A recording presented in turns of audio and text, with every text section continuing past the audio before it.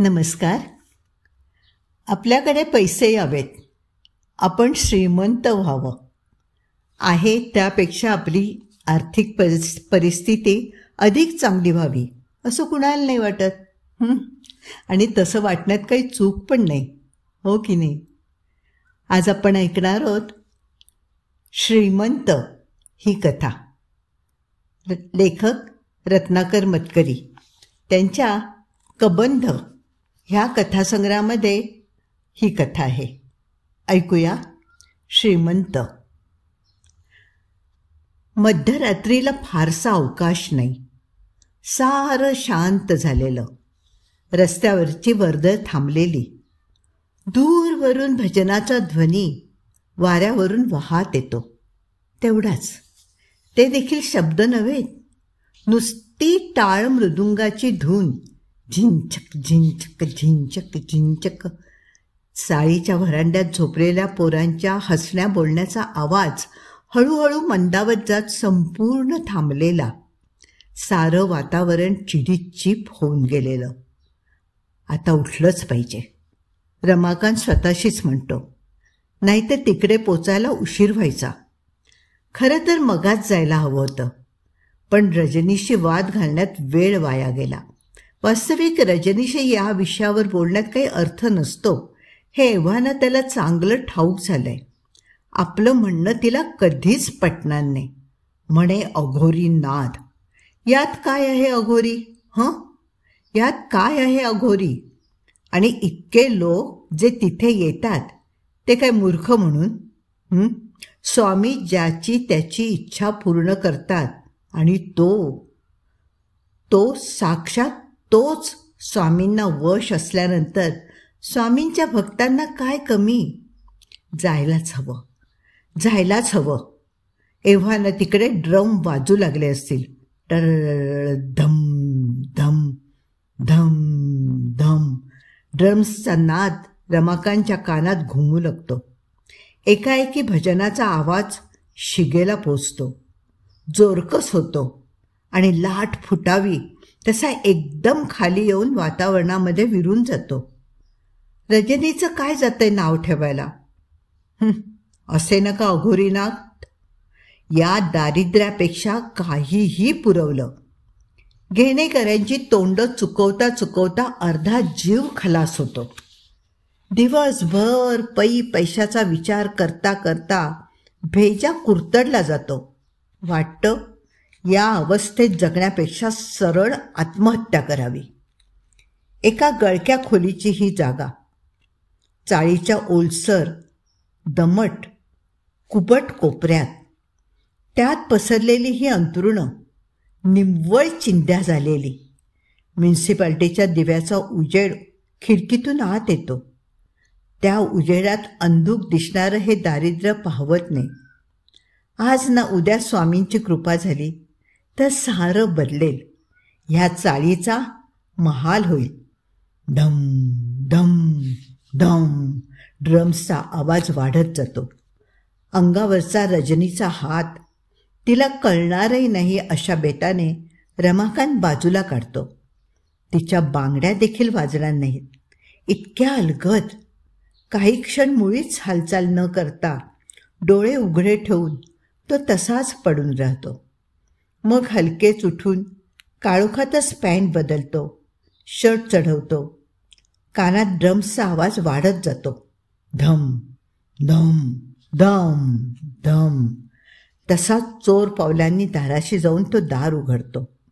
तरी कडीचा कट आवाज होतोच. दाराजवळच्या चपला पायात सरकवून रमाकांत दाराबाहेर पाऊल ठेवणार इतक्यात चाललातच ना अखेरीस. अंथरुणातून शब्द येतो. रजनी अंथरुणात उठून बसलेली. एकदाच आज शेवटची खेप. रमाकांत अजिजीने म्हणतो. शेवटची खेप म्हणता म्हणता एके दिवशी सारं काही हाताबाहेर गेलेलं असेल. ती त्याच्याकडे न पाहताच म्हणते, अत्यंत थकलेल्या आवाजात. पण आता तिच्याशी बोलत बसायला रमाकांतला वेळ नसतो. भजनाची धून पूर्ण थांबलेली. डोक्यात फक्त ड्रम्सचा आवाज घुमत असलेला. रजनीला उत्तर न देताच रमाकांत बाहेर पडतो.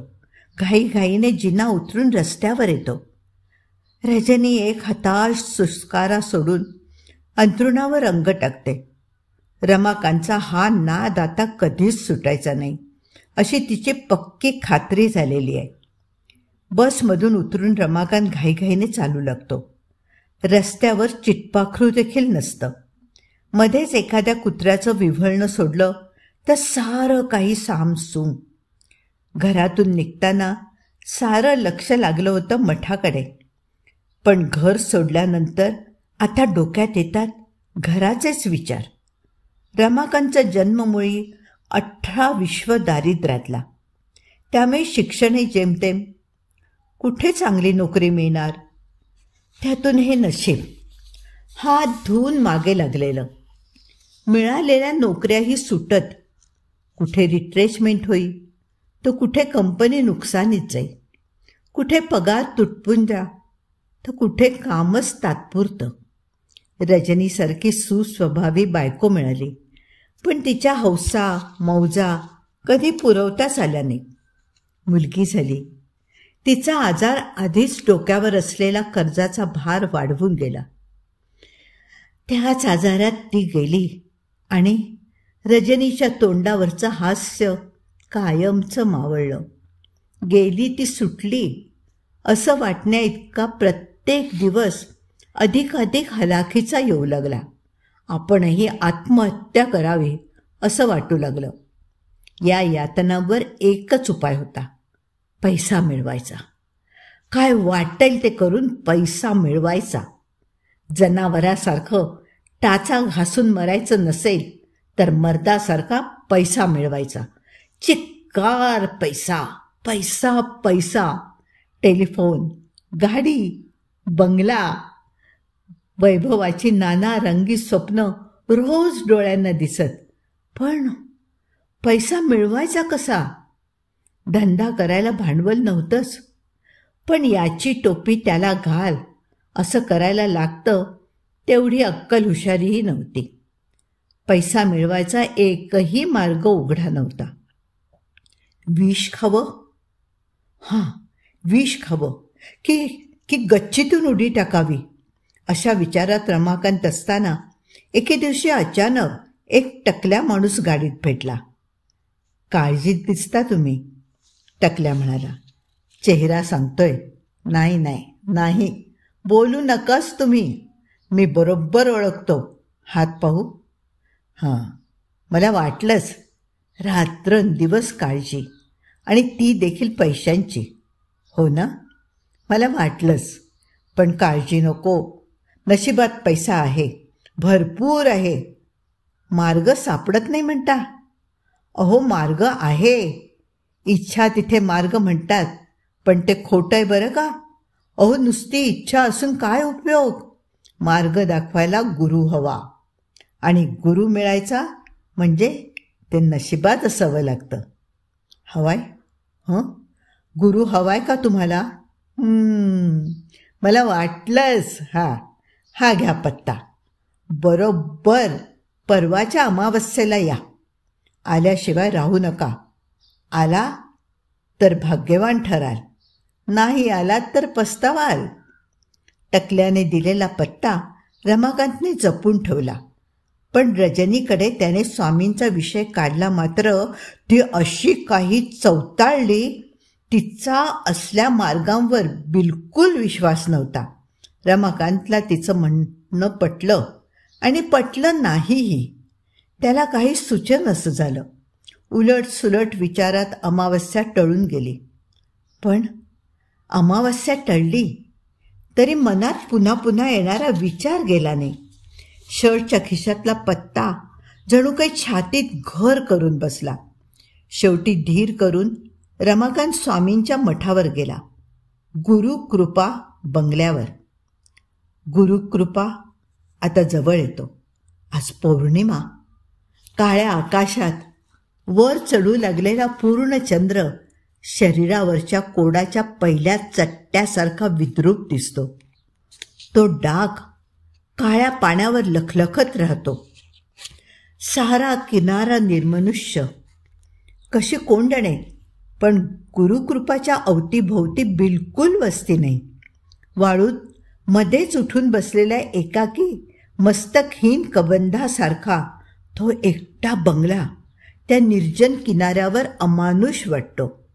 ड्रम्सचा ओळखीचा नाद ऐकू येतो. धम धा धम धम धम धम धा.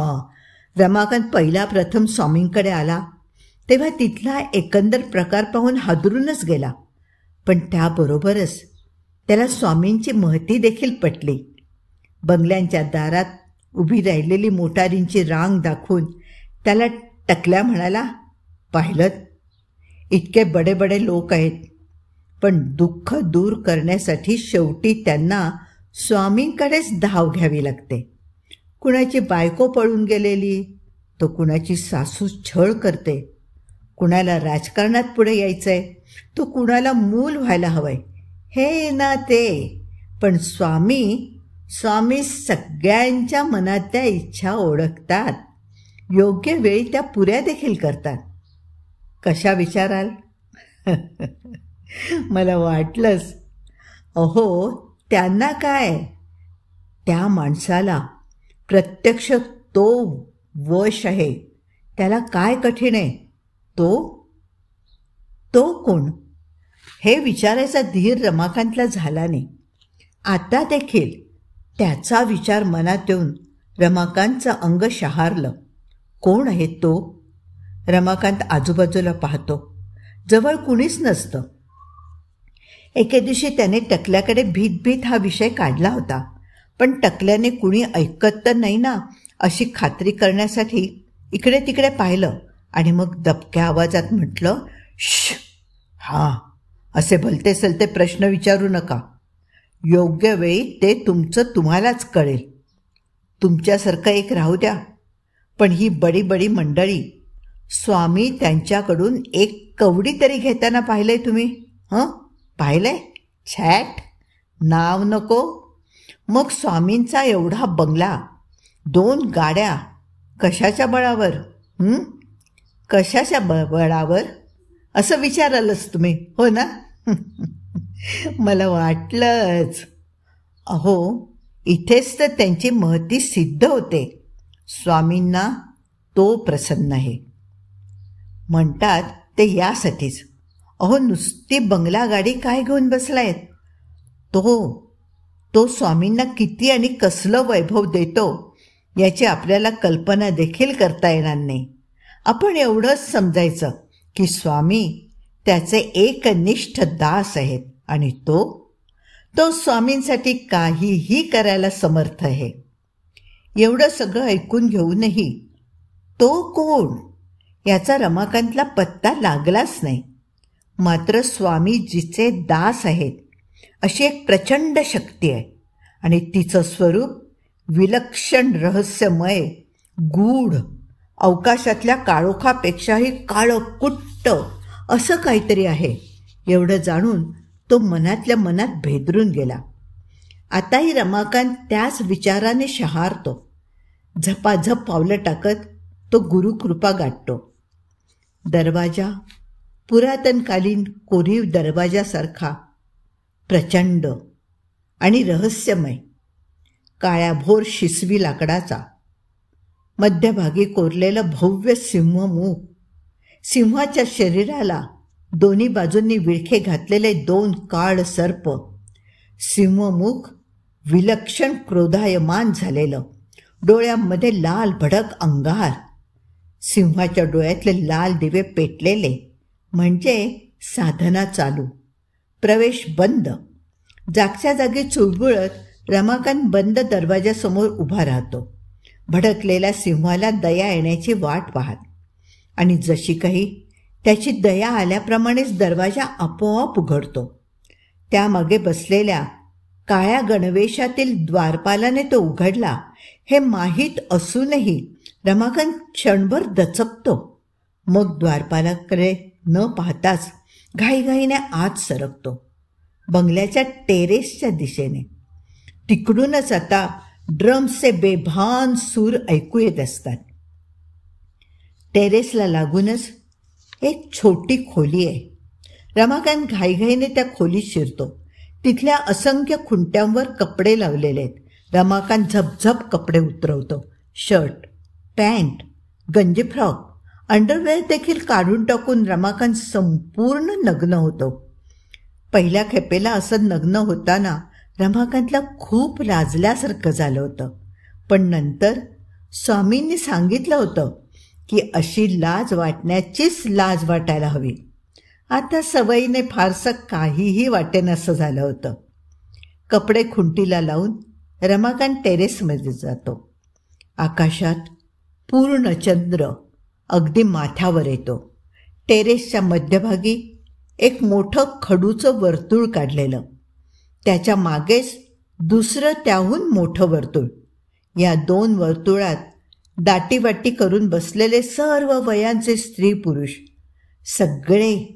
सगळे त्यांच्यासारखेच पूर्ण विवस्त्र.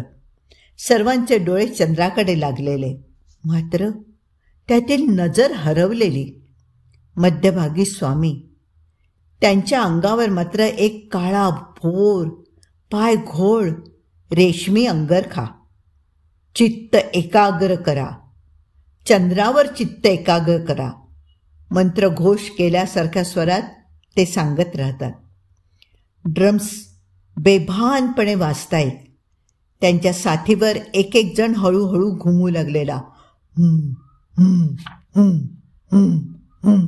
हे घुमणं लांबून ऐकणाऱ्याच्या कानावर पडलं तर तो भीतीने अर्धमेलाच व्हायचा. स्वामी आपली इच्छा कधी पुरी करतील? घुमण्याच्या तालावर रमाकांतचे विचार पुन्हा सुरू होतात. स्वामींचा कृपाप्रसाद कधी मिळेल? कुणीतरी चित्त एकाग्र केलेलं नाही. स्वामी घोषणा करतात, चित्त एकाग्र करा, एकाग्र करा. रमाकांत शरमतो. स्वामींना सारं समजतं, नेहमीच समजतं. स्वामी सावकाश उठून उभे राहतात. माझ्याकडे पहा, ते आदेश देतात. चित्त एकाग्र करून पहा. हळूहळू सगळे बसल्या बसल्यास त्यांच्या दिशेने सरकू लागतात. काळ्या भोर आकाशात उमटलेल्या पूर्ण चंद्राच्या पार्श्वभूमीवर स्वामींची कृष्णवस्त्रधारी मूर्ती विलक्षण रेखीव दिसते. गौरवर्ण, धारदार रूप, गळ्यात रक्तपुष्पांच्या माळा आणि डोळे विलक्षण चमकदार, निखाऱ्यासारखे फुललेले, काळ्या जंगलात चमकणाऱ्या श्वापदांच्या डोळ्यांसारखे. माझ्या डोळ्यात पहा, माझ्याजवळ या. स्वामींचा मंत्रघोष चालू राहतो. सगळे सरपटत पाळीव जनावरांसारखे स्वामींच्या जवळ गोळा होतात. त्यांच्या धगधगत्या नजरेत स्वतःच्या अचेतन नजरा बांधून टाकतात. हुई हुई हुई हुंकार वाढत जातो. ड्रम्स वाजत राहतात. हळूहळू सारे उभे राहतात. जागच्या जागी हात वर करून स्वामींच्या भोवती हलके हलके नाचू लागतात. तरुण, वृद्ध, कृश, स्थूल, स्त्री पुरुषांची वस्त्रहीन शरीरं बेडौलपणे हिंकळत राहतात. हुंकार पराकोटीला पोहोचतात. ड्रम्सचा जोर वाढतो. नृत्याची लय शरीरामध्ये मावेनाशी होते. शरीरं वेडी वाकडी हिंकळत राहतात. केसांमधून चांदणं चमकत राहतं. सारे स्वामींच्या जवळ पोचतात. एका विलक्षण अनावर अशा आकर्षणाने ते नाचणारे, हिंकळणारे, वळवळणारे वर्तुळ स्वामींच्या जवळ जवळ जात राहतं. अचानक एक लांब काळ्या केसांची प्रौढा स्वामींना कडकडून मिठी मारते. तिच्या मागून ते सारेच त्यांच्या देहाला झोंबू लागतात. त्यांचे पाय धरतात. त्यांची चुंबनं घेतात. त्यांच्या अंगावरचे एकमेव काळं वस्त्र या धुमश्चक्रीत खाली ओघळतं आणि त्यांचा देहही इतरांसारखाच निर्वस्त्र होतो. त्या गोऱ्या पान देहाला सारे कवटाळून राहतात. स्वतःमध्ये सामावू पाहतात. त्या आवेगाला तोंड देता देता स्वामी खाली पडतात. भक्तगण त्यांना वेढून टाकतात. पडल्या पडल्या स्वामी हात उचलतात. त्यासरशी मंडई दूर होतात, निश्चेष्ट झाल्यासारखे खाली पडतात. कुठून तरी एक हाडाच्या कवटीच्या आकाराचा वाडगा पुढे केला जातो. त्यात मध्य हेलकावत आहे. कुणीतरी एक फडफडतं कोंबडं स्वामींच्या हातात देतं. पाहता पाहता स्वामी त्याची मान मुरगळून टाकतात. त्याच्या गरमागरम रक्ताची धार मद्याच्या वाडग्यात धरतात. एव्हाना ड्रम्स थांबलेले होते. नशा हळूहळू उतरू लागलेली. स्वामींची बोटं रक्ताने रंगलेली. जाता जाता ते ती बोटं भक्तांपैकी काहींच्या कपाळावर टेकवीत जातात. रमाकांतच्या कपाळालाही स्वामींच्या बोटांचा स्पर्श होतो. तो भांबावल्यासारखा उभा राहतो. एवढ्यात गर्दीतून वाट काढीत टकल्या त्याच्या रोखाने चालत येतो, चेहराभर हसत. पाहत काय राहिलायत स्वामींनी रक्ताचा टिळा लावलाय तुमच्या कपाळावर. याचा अर्थ नाही समजला? मला वाटलंच. अहो, स्वामींची कृपा झाली आहे तुमच्यावर. आता तुमची इच्छा पुरी होणार. कॉंग्रॅच्युलेशन्स. जा जा आता स्वामींकडे. ते वाट पाहत असतील तुमची. हर्षभराने रमाकांतच्या तोंडून शब्दच फुटेनासा होतो. आपली इच्छा पूर्ण होणार. इतक्या वर्षांची इच्छा, आता इच्छा पूर्ण होणार. रमाकांत झपाझप कपडे चढवतो आणि स्वामींच्या दालनाकडे जातो. आजवर या दालनात तो कधीच गेलेला नव्हता. भीत भीत तो आत पाऊल टाकतो. दालनात अंधुक उजेड, भिंती तांबड्या मखमलीच्या जाड पडद्यांनी मढवलेल्या. मध्यभागी एक उंच आसन. आसनाला उंच पाठ, पण हातांऐवजी केवळ 4 नक्षीदार खुंट्या. त्या खुंट्यांवर तळवे ठेवून विराजमान झालेली स्वामींची रुबाबदार आकृती. अंगावर रक्तवर्ण पायघोळ रेशमी अंगरखा. आसनाच्या चारी बाजूंनी उंच उंच स्टँडवर मेणबत्त्या जळत असलेल्या. दालन केवळ त्या मेणबत्त्यांच्या प्रकाशानेच उजळलेलं. स्वामींसमोर लीनपणे हात जोडून रमाकांत उभा राहतो. त्याला पाहताच स्वामी हसून म्हणतात, आलास? ठीक. मी तुझ्यावर प्रसन्न झालोय. तुझ्या मनातला हेतू पुरा करायचं ठरवले मी. सांगायची गरज नाही. मला ठाऊक आहे तुला श्रीमंत व्हायचंय, हो ना? रमाकांत आश्चर्यचकित. होय म्हणायचंही भान त्याला राहत नाही. हा घे पत्ता, स्वामी सांगतात. कुठूनसे त्यांच्या हातामध्ये एक व्हिजिटिंग कार्ड येतं. या माणसाला उद्या सकाळी जाऊन भेट. तुझी इच्छा पूर्ण होईल. जा. स्वामींनी दिलेलं व्हिजिटिंग कार्ड घेऊन रमाकांत घरी परत येतो. नाही म्हटलं तरी त्याची थोडीफार निराशाच झालेली असते. त्याला वाटलेलं असतं की स्वामी कसली तरी सिद्धी देतील, कुठली तरी गुप्त धनाची खूण सांगतील, वशीकरणाचा ताईत देतील. पण कसलं काय आणि कसलं काय. त्यांनी दिलं एक व्हिजिटिंग कार्ड. आता या माणसाकडून आपल्याला काहीतरी नोकरी धंदा मिळणार असणार. बस, हा काय श्रीमंत होण्याचा मार्ग झाला? रमाकांत खट्टू होतो. पण नाही, स्वामींवर अविश्वास दाखवणं बरोबर नाही. ते इच्छा पुरी होईल म्हणाले म्हणजे काहीतरी होईलच. कसलं काम देईल हा गृहस्थ? काही वाईट काम तर नसेल ना? चोरी, लबाडी, स्मगलिंग? प्रत्यक्षात काय होतं ते पाहिल्याशिवाय रजनीला काहीच सांगायचं नाही असं ठरवून रमाकांत अंथरुणात अंग टाकतो. रात्र थोडीच उरलेली, पण तेवढ्यातही रमाकांत 10 वेळा दचकून जागा होतो. डोकं मुळीच झोपायला तयार नसतं. त्यात नाना विचार फिरत राहतात, नाना स्वप्न. कोंबड्याचे पंख, नाचणारी शरीरं, समुद्र किनारा, 100च्या नोटा, रक्ताचा टिळा. उजाडायच्या आधीच त्याला जाग येते. भल्या पहाटे सारं काही आटोपून तो तयार होतो.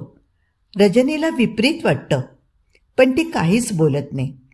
केसांवरून कंगवा फिरवताना रमाकांतला आरशात दिसतं कपाळावरचा रक्ताचा टिळा. आज आंघोळीनंतरही पुसट झालेला नाही, भाजल्याचा डाग पडावा तसा तो दिसतोय. स्वामींचा कृपा प्रसाद. तो खिशातलं कार्ड काढून पत्ता वाचतो. श्रीमंत यशवंतराव जनकोजी दास्ताने, दास्ताने व्हिला. नाव तरी एखाद्या संस्थानिकासारखं वाटतंय. याच्यापासून काय लाभ होतोय पाहूया. दास्ताने व्हिला. उंच लोखंडी दरवाजा, दाराशी उंच फेटे चढवलेले 2 तगडे पहारेकरी. रमाकांत कार्ड दाखवतो. ते आत सोडतात. आत लांब लचक सडक, दुतर्फा बगीचा, बगीचात संगमरवरी पुतळे, मध्यभागी भव्य पोर्च, संगमरवरी पायऱ्या, तिकडे पुन्हा 2 पहारेकरी. कार्ड पाहताच ते रमाकांतला वर पाठवतात. 2 बाजूंना पुन्हा 2 प्रशस्त जिने, मध्ये एका वृद्धाचा संगमरवरी पुतळा. अशा प्रासाद तुल्य घरात रमाकांत आजवर कधी गेलेलाच नाही. दबकत दबकत तो दिवाणखान्यात येतो. पावलं रुतावीत, इतका जाड, कुसुंबी गालीचा, छताला प्रचंड बिलोरी झुंबरं. रमाकांतची छाती दडपून जाते.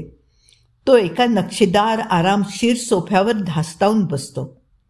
कुणीतरी तो आल्याची वर्दी आत पोचवतो. आतल्या बाजूने चाहूल लागते. रमाकांत सावरून बसतो. एक वृद्ध पण राजस दिसणारा गृहस्थ सावकाश चालत बाहेर येतो.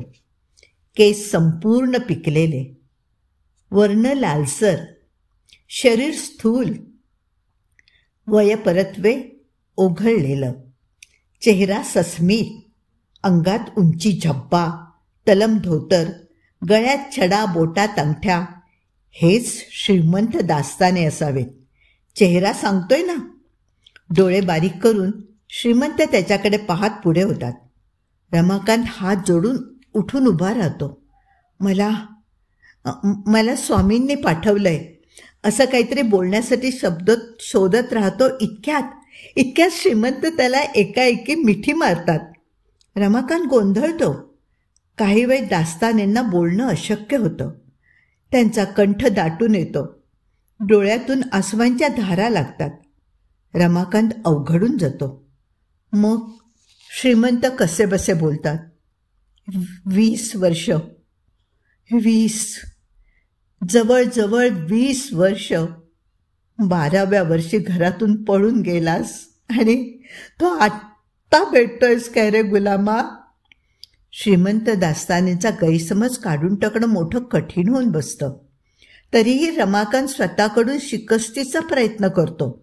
श्रीमंतांचा एकुलता एक मुलगा लहानपणीच घर सोडून पळून गेला. तो आता जिवंत असणं शक्य नाही. असला तरी घरी परत येणार नाही अशी सगळ्यांची खात्री झाली. आणि आता हुबेहूब त्याच्यासारखा दिसणारा रमाकांत आपल्या पायांनी घरी चालत आला. दास्ताने गहिवरले. रमाकांत त्यांना परोपरीने सांगतो की आपण कधीच घरातून पळून गेलो नव्हतो.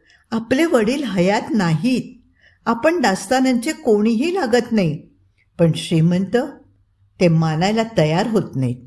रमाकांतला पुन्हा पुन्हा जवळ घेऊन ते म्हणत राहतात, आता कुठे जाऊ नकोस. आता तू माझा आहेस. कुठे जाऊ नकोस. रमाकांतचा सारा विरोध गळून पडतो. स्वामींची करणी आता त्याच्या लक्षात येते. नकळत त्याचा हात कपाळावरच्या रक्ताच्या टिळ्याकडे जातो. त्यांचा कृपाप्रसाद. त्यामुळे श्रीमंत दास्तानेंना त्याच्या जागी आपला हरवलेला मुलगा दिसतो. ही मोहिनी स्वामींच्या हातच्या टिळ्याची. श्रीमंत रमाकांतची सारी चौकशी करतात. त्याच्या गरिबीविषयी हळहळतात. बाप एखाद्या राजासारखा श्रीमंत असताना मुलाने 2 वेळच्या अन्नाला महाग व्हावं या कल्पनेने त्यांचा जीव तुटतो. ते काही नाही. ते कळवळून म्हणतात, आजपासून माझा पैसा तो तुझा पैसा. तुला काही कमी पडणार नाही बघ. सारं काही तुझ्यासमोर हात जोडून उभं राहील. तुझी काळजी मिटलीच म्हणून समज. रमाकांतचा जीव आनंदाने गुदमरतो. कधीपासूनची चिंता रात्रंदिवस पोखरणारी, सारं आयुष्य कुरतडून टाकणारी, आणि आज आज अशी चुटकीसरशी दूर झाली. केवळ चमत्कार, पण असा चमत्कार व्हायचाच होता. हीच तर स्वामींची महती. आपण स्वप्नात तर नाही ना? अशी त्याला शंका येते. पण नाही, आधीचं ते मोडकळीला आलेल्या चाळीच्या अंधाऱ्या खणातलं दरिद्री आयुष्य हेच एक दुष्ट स्वप्न होतं. समोर उभे राहिलेलं हे वैभव हेच आता सत्य. त्याची इतके दिवस कल्पना केली ते ते ते आज प्रत्यक्षात उतरलेलं स्वप्न. शोफरला सांगून श्रीमंत गाडी बाहेर काढतात. गाडी फॅशनेबल दुकानांच्या समोर उभी राहते.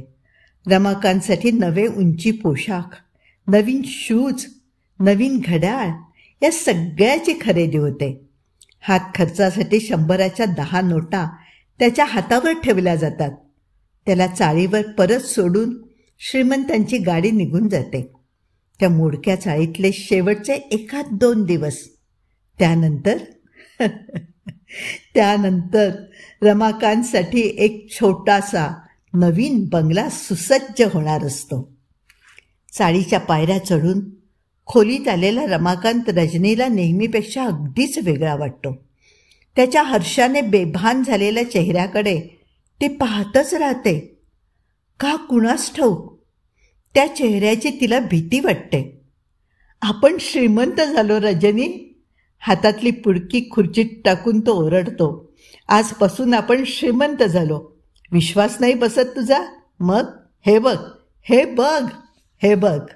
खिशातून 100च्या नोटा काढून तो खोलीभर उधळतो.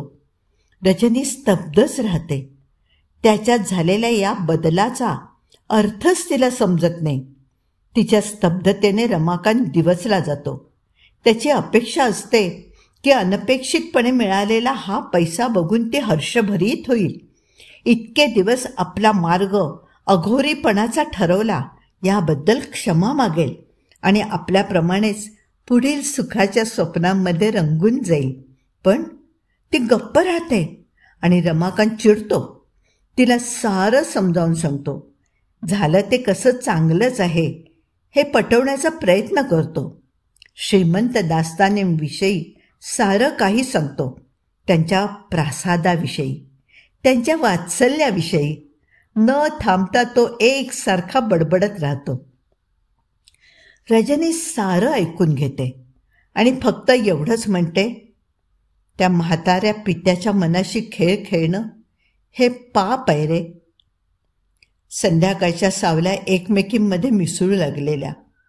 रजनी दास्ताने व्हिलाच्या पोर्चमध्ये येऊन पोचलेली. दिवसभर तिच्या मनाचा नुसता तडफडाट चालला होता. का होतंय हे सगळं? नको नकोसं वाटणारं. का हवी यांना श्रीमंती? इतर 4 चौघांप्रमाणे पोटापुरतं मिळवणं कधीच जमणार नाही का यांना? कशासाठी तो अघोरी नाद? हे आणि तो स्वामी दोघे मिळून बनवतायत बिचाऱ्या म्हाताऱ्याला. त्याचा एकुलता एक मुलगा गेला. आपली मुलगी आजारात गेली नसती तर आज केवढी असती? तिच्या जागी दुसरी तेवढीच मुलगी कोणीतरी दिली तर आपण तिला आपली म्हणू शकू? नाही. ती एका पवित्र नात्याची विटंबना होईल. त्यांनी चालवली आहे तशी, त्या दोघांनी. पण आज ना उद्या दास्तानेंच्या डोळ्यांवरची स्वामींची मोहिनी उडेल. त्यांना एकदम जाग येईल. मग काय होईल? आपण सारे पोलीस कस्टडीत जाऊ. त्याआधीच हे सगळं सावरलं पाहिजे. यावर उपाय एकच, श्रीमंतांचे डोळे उघडणे. ते आपलं ऐकतील, नक्कीच ऐकतील. आपल्यावर तर स्वामींनी मोहिनी घातलेली नाही. ऐकतील ते. संध्याकाळी रमाकांत श्रीमंतांच्या बंगल्यावर जाणार. कसंही करून तो श्रीमंतांना भेटण्याच्या आत त्यांना जागं करायला हवं. रमाकांत आपलं काहीच ऐकणार नाही. पूर्वीच नव्हतं ऐकत. आज पैसे हातात आल्यापासून तर तो अधिकच परका वाटू लागलाय. पाऊल रुतेल इतक्या जाड गालीच्यावरून चालत जाऊन रजनी कोपऱ्यातल्या सोफ्यावर बसते. अंग चोरून कुणीतरी येऊन झुमरातले दिवे पेटवून जातं. वर्दी मिळताच श्रीमंत बाहेर येतात. प्रसन्न चेहरा, हसरा, गोलसर आकाराचा. पाहता क्षणीच रजनीला भडबडून येतं, या असल्या सात्विक प्रेमळ माणसाला हे लोक ठकवतायत. त्याच्यावर जादूटोणा करून त्याचं प्रेम लुबाडतायत, केवळ त्याचा पैसा लुटता यावा म्हणून. नाव काय मुली तुझं? वयस्क प्रेमळ स्वर येतो. रजनी. रजनी सांगते. मी रमाकांतची बायको. म्हणजे माझी सूनच तू, श्रीमंत अधीरपणे म्हणतात. नाही, मला हवं तर मुलगी समजा, पण या संकटातून सोडवा. मी तुमचे पाय धरते. माझा नवरा कुणा स्वामींच्या नादी लागून जादूटोणा मंत्रतंत्र शिकतोय. त्याने तुमच्यावर भूल टाकली आहे आणि म्हणून तुम्हाला त्याच्या जागी आपला मुलगा दिसतोय. पण तो तुमचा मुलगा नाही. तुम्ही त्यांना मदत म्हणून कुठंतरी चांगली नोकरी लावून द्या, पण असा पैसा नका ओतू त्यांच्यावर. आम्हाला हा पापाचा पैसा नको. हा आम्हाला बादल्याशिवाय राहणार नाही. रजनी धडाधडा सांगत जाते. श्रीमंत शांतपणे ऐकून घेतात. क्षणभर शांतता पसरते. मग श्रीमंत सावकाश विचारतात, तू हे सगळं मला का म्हणून सांगितलंस? तुम्हाला सत्य समजावं म्हणून. रजनी सांगते. तुमचं आपल्या हरवलेल्या मुलावर फार प्रेम होतं. त्याचा फायदा घेतायत हे दोघेजण. ते मला खपणार नाही. मी देखील एका गेलेल्या मुलीची आई आहे. श्रीमंत काही क्षण अवाक. मग त्यांचा विचार ठरतो. ते रजनीला म्हणतात, थँक्यू. मला सत्य सांगितल्याबद्दल आभार. मला देखील तुला एक सत्य सांगायलाच हवं. रमाकांत माझा मुलगा नाही, हे मला माहिती आहे. पण मी एक बिझनेसमॅन आहे. पैशाला माझ्याकडे तोटा नाही. पैशाच्या बदल्यात लोक जे विकतात ते मी विकत घेतो. काय विकत घेता? रजनी हपकून विचारते. जे मला विकल्यानंतर माणसाची माणुसकीच संपून जाते ते. त्याचा आत्मा. स्वामींना मी त्याचं कमिशन देतो. स्वामी तुझ्या नवऱ्यासारख्या लोकांचे आत्मे मला विकतात. हीच त्यांची उपासना. कोण आहात तुम्ही? रजनी विलक्षण भयभीत होऊन विचारते. या प्रश्नाला उत्तर म्हणून केवळ एक सैतानी हास्य ऐकू येतं. झुमरातले दिवे मालवले जाऊ लागतात. चारी बाजूंनी गडद काळोख दाटू लागतो. श्रीमंतांचा प्रसन्न मुखवटा हळूहळू विरघळू लागतो. समोर दिसतं ते बघायला रजनी भानावर नाही, आणि तरी देखील काळोखातल्या त्या रौद्र भीषण आकाराची भीती तिचं रक्त गोठवतं. तिची किंकाळी घशातच घुसमटते. नकळत तिचे पाय दिवाणखान्याबाहेर धावू लागतात. 4 पायऱ्या उतरण्याचा प्रयत्न करतात आणि मग भीतीने कोंडलेले प्राण हृदय फाडून बाहेर पडतात. रजनीचा निष्प्राण देह उरलेला सबंध जिना गडगडत खाली येतो. श्रीमंताच्या भेटीसाठी आलेल्या रमाकांत त्याच वेळेला जिन्याच्या तळाशी येतो. रजनीचं कलेवर त्याच्या पायाशी येऊन पडतं. तो वाकून पाहतो. रजनी? अरे, ही तर जिवंत नाही. अशा प्रसंगी अपरिमित दुःख व्हायला हवं हे त्याला कळतं. पण का कोण जाणे, त्याच्या मनात साधी चलबिचले होत नाही. प्रयत्न करूनही त्याच्या डोळ्यात अश्रू येत नाही. तो हातानेच रजनीचा देह बाजूला करतो आणि निर्विकारपणे पायऱ्या चढू लागतो. कथा इथे संपली आहे. लोभ, हव्यास, हावरटपणा सगळंच एकंदरीत वाईटच, नाही का? त्याची कधी ना कधी फार मोठी किंमत चुकती करावी लागते. पुन्हा भेटूया नव्या कथेसह.